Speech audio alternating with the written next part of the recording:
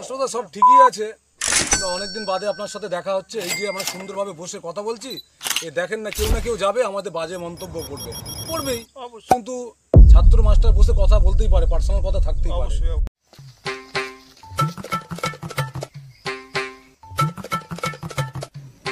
কি ব্যাপার, এ তো বাঘে হরিণে এক ঘাটে জল খাওয়ার মতো।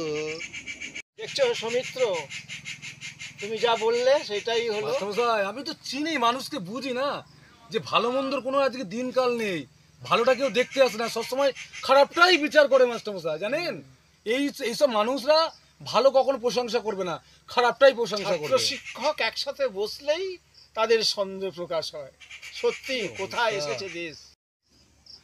গুরু শিষ্য এই ভেরির পারে ফাঁকা জঙ্গলে ভর্তি বিলের মাঝখানে এত ঘুচুর ঘুচুর গল্প কিসে?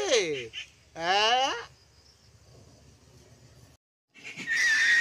কথা বলে মানুষকে কি করে ছোট করে, মানুষ কত ছোট হয়ে গেছে। ছাত্র শিক্ষক একসাথে বসে কথা বলছে ভেরির